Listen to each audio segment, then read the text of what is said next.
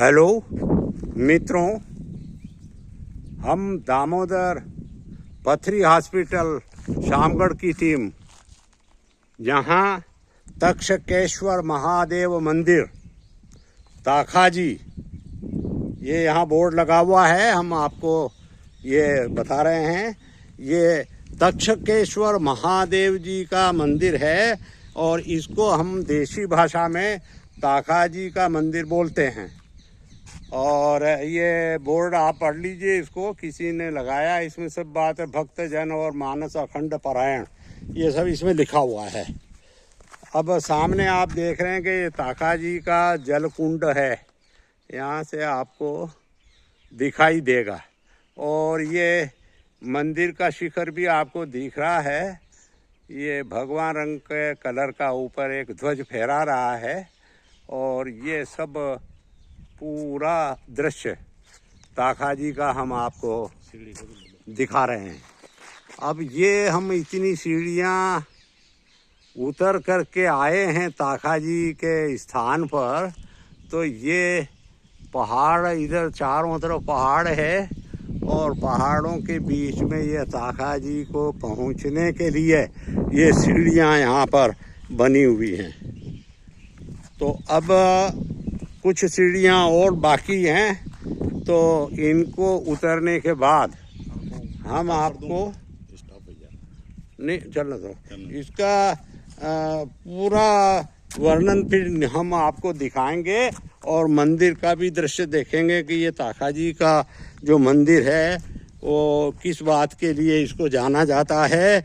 और तक्षक जो नाग था, अपने पुराणों में उसका वर्णन है। तो पौराणिक कहानी के अनुसार ये तक्षक नाग का स्थान है। और अब ये देखो, यहाँ पे पेड़ पौधे भी आपको हम दिखा देते हैं और ये मंदिर का दृश्य भी थोड़ा सा दूर से आपको दिखाई दे रहा है।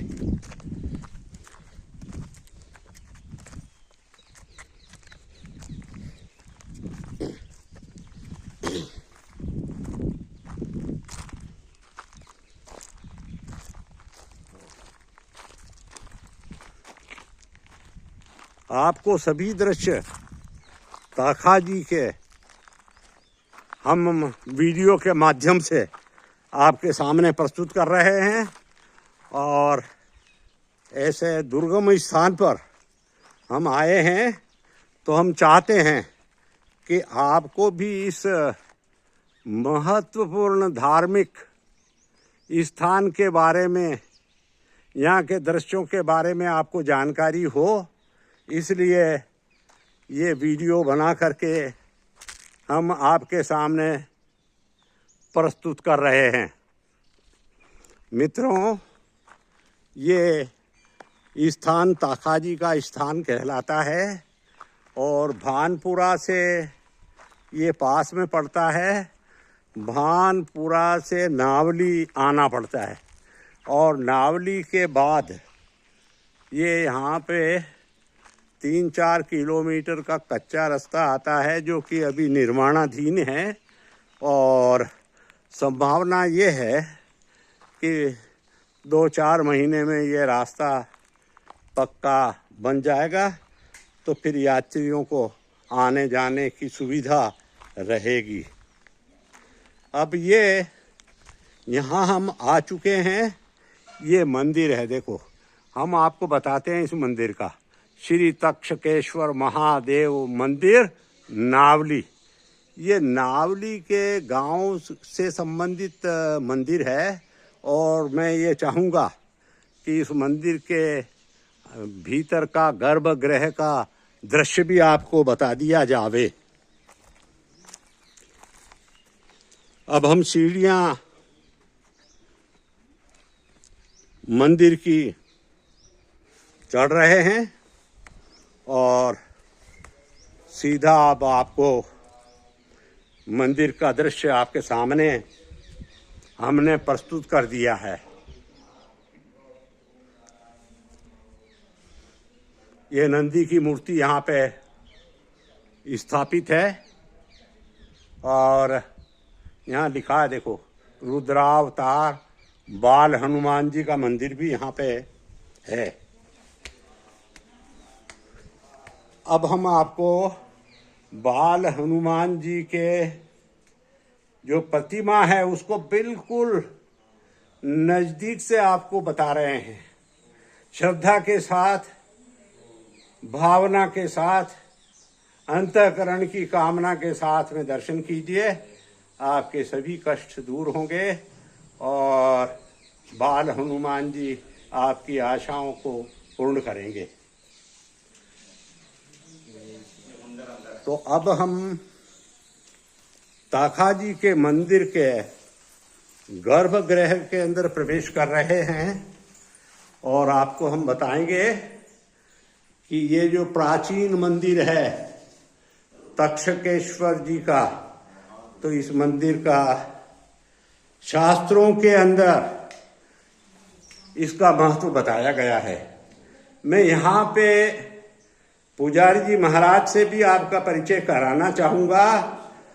हाँ पुजारी जी महाराज, आपका शुभ नाम? मेरा नाम कमल जोशी है।